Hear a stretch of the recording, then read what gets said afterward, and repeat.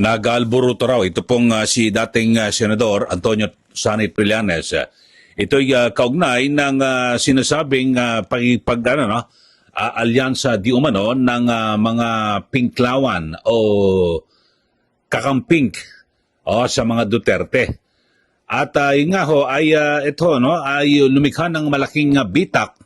Ito pong si dating Senador Antonio Trillanes sa mga kaalyado matapos niyang batikusin. Ito pong si Naga City Mayor at dating Vice Presidente Leni Robredo. Kaugnay ng pahayag nito hinggil sa pakipag-alyansa para matiyak ang panalo sa halalan. At sa isang online interview, sinabi ni Trillanes na ang pahayag ni Robredo ay tumutukoy umano sa posibilidad na pakipag-alyansa sa pamilya Duterte at kanilang mga kaalyado sa Senado. So, yun po mga kababayan ang binabanggit. Pero alam nyo ho, ito hong si dating Senador Antonio Trillanes, wala po siyang karapatan na sitahin.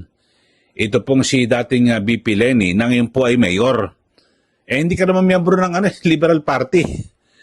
Nung tumakbo ka bilang mayor, di ba, nung nakaraang 2025 elections, ay nasa Aksyon Demokratiko ka. Aksyon Demokratiko ang iyong partido na kung saan ay kumandidato kang mayor dyan po sa Caloocan City at ikaw ay olats, talo. Alam nyo ho, ito pong si Trillanes ay tumakbo, di ba, noong 2025 dyan po sa Caloocan. Mayor, tambak, olats, talo ho kay Along Malapitan. Tapos tumakbo rin ho itong senador noong 2022, olats rin. Tapos, yung kanyang Magdalo party list, sa nakaraan dalawang election, olats din. So, anong pinagbubunga nga ho nito? Ni Senador, dating Senador Trillanes, dating Senador ka na lang.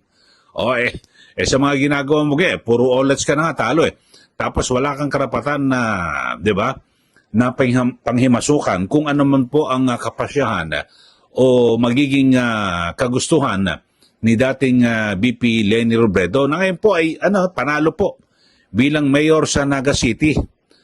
At yung mga iyong pinupulaan, ito pong kasi 'di ba? Parang ngayon sasanib na po sa mayorya. Ito pong Senador Bam Aquino at Senador Kiko Pangilinan na ang mayorya ay parang kinikilala na ito po ay sa kampo po ng mga Duterte. Lahat ho ng sinisita ni Trillanes, puro mga nakapwesto na nalo. Siya ang sumisita, siya ho, olats. Wala hong pwesto sa gobyerno, mga kababayan. So, yun lang naman ho ang binabanggit ko kasi dito may report pakinggan ho natin. At, birin mo, anong karapatan mo? Hindi ka member ng Liberal Party. Aksyon Demokratiko ang politika mo, o political party mo, nang tumakbo ka sa Caloocan, di ba, nung nakarang eleksyon, olats ka, tambak ka kay Along Malapitan. Ito ho At sa isang online interview, sinabi po ni Trillanes na ang pahayagan ni Robredo ay tumutukoy umano sa posibilidad na pakipag-alyansa sa mga Duterte. So, binasa raw po ni Trillanes ang statement ni former BP Leni at ngayon Mayor na okay lang daw na makipag-alyansa sila sa mga Duterte para daw pragmatic. Ibang usapan na yon, ayon po kay Trillanes. So, hindi raw niya matanggap. Ang sabi po ni Trillanes ay hindi ko matanggap iyon. Kaya hindi ako sang-ayon sa sinabi ni Leni na okay ang makipag-alyansa sa mga Duterte para lang manalo sa eleksyon. Kung hindi ka sang-ayon, di wag ka makialam.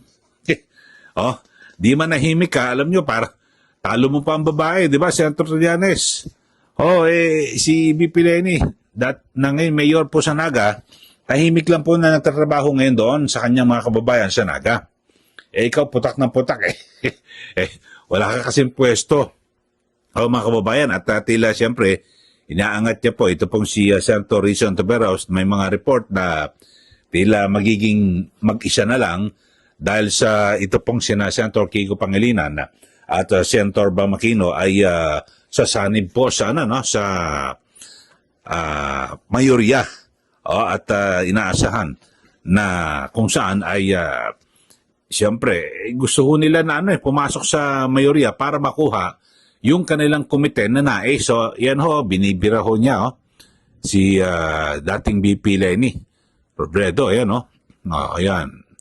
So, nagagalit daw ho si Trillanes, pero ang tanong ko, kay Trillanes, boss ka ba ni Mayor Lenny Robredo? Kung makapagsalita ka, akala mo ikaw ang amo, di ba? Ikaw ang bossing eh. At wala rin ho siyang pakialam kung ano man ang kagustuhan na Senator Kiko Pangilinan at Senator Bam Aquino. Si Senator Risa Ontiveros nga, wala nga hong wala po siyang binabanggit na masama sa dalawang senador dahil ang sabi niya, handa naman siya na mag-isa at hindi niya naman daw minamasama kung yung pagpasok ko sa mayorya nitong sina Aquino at Pangilinan, wala ho. Kasi alam niyo ho, sa aking pananaw, kasi ang gusto lang po isulong ni na Senator sa Kiko Pangilinan at Bam Aquino na matupad po yung kanilang mga ipinangako noong nakarang eleksyon. Di ba? Alam ba ito po si Senator Kiko Pangilinan o tungkol po sa agrikultura. So, paano niya ho maisusulong iyon? So, siyempre, nais niya po na maging chairman ng Senate Committee on Agriculture para talagang yung mga nais dyan na reforma sa agrikultura, di ba, maisulong niya ho dyan po sa Senado. At ito naman pong si Senator Bam Aquino na talagang isa po sa mga advokasya niya na ibinabandera yung usapin po sa edukasyon. So nais niya pong masungkit yung pagiging chairman ng Senate Committee on Basic Education na kung saan ay may mga report na makukuha nila yung nasabing mga komite. So ano masama ron kung nais pong pa rin ni Senator Kiko Pangilinan at Senator Bam Aquino yung kanilang ipinangako noong kampanya. Alam niyo ho, kung talagang magagawa po ni Senator Pangilinan na magkaroon po ng reforma at makatulong po siya na may isayos yung sektor ng agrikultura dito po sa ating bansa bilang isang senador, napakaganda ho ito, marami hong makikinabang, di po ba? At again din po itong si Senator Bam Aquino, yung basic education, di ba? Talagang ngayon nagsusumika po ang pamunuan ng DepEd na mapataas po yung kalidad. Pero kung nandyan po sa Senado, meron ding tumutulong, mas mapapabuti po, di ba? Yung kalidad ng edukasyon dito po sa ating bansa. So, yun lang ho, kasi hindi ko lang napigilan. Nakita ko binibira ho ni dating Senador Sonny Trillanes, ito pong si dating BP na ngayon Naga City Mayor, Lenny Robredo. Tapos chinek ko, ano ba political party nitong si Trillanes? Aksyon Demokratiko. Ba't ka nangingialam sa Liberal Party? Tumakbo ka noong 2022, Senador, talo. Tumakbo ka noong 2025, Mayor, dyan po sa Caloocan, talo. Yung iyong party list, Magdalo, talo. Ano ibig sabihin yan? Ayaw na. Sinusuka ka na ng taong bayan.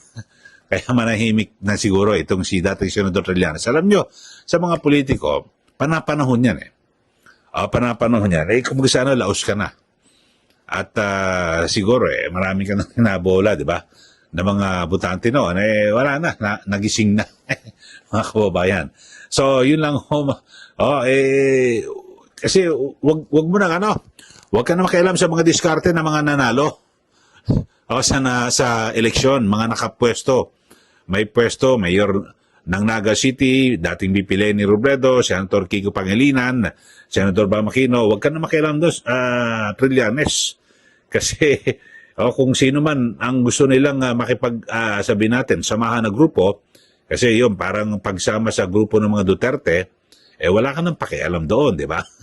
Gusto mong talagang umiksena pa rin sa 2028, tumakbo ka na senador, ewan ko lang kung mananalo ka. Depende siguro sa iyong pagkampanya. Pero sa local nga ho, dyan po sa Caloocan, hindi po umarangkada kanyang kandidatura. Olats po, no? At talo po dito po kay Mayor Along Malapitan. So yun lang po mga kababayan. At hindi ko lang po natin kasi alam nyo ho, ito pong si BP Lenny Robredo, dati po akong co-host sa aming radio program, di ba? meron ho kaming palatuntunan noon na Bisyong Lenny sa RMN. At si BP Lenny noon at ako rin ho ang kanyang co-host bilang radio announcer o broadcast journalist. O yun ho eh. Pero kasi madalas ko nakakausap po ito si BP Lenny at talagang iba ho ito mag-isip at magsalita. Mga kababayan. So, ngayon, tingnan nyo, bilangin nyo ho yung mga sinasabi ho ni Trillanes, si BP Lenny. O, mayor ng Naga. Tahimik. O, na nagtatrabaho. O, sino ho ang maingay na hindi ho makapagtrabaho dahil wala pong posisyon sa gobyerno.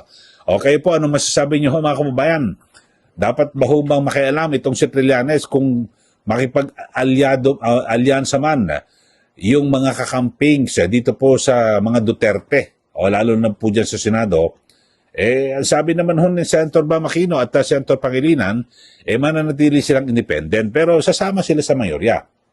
Bakit to? Para sa interes po ng mga bumoto sa kanila.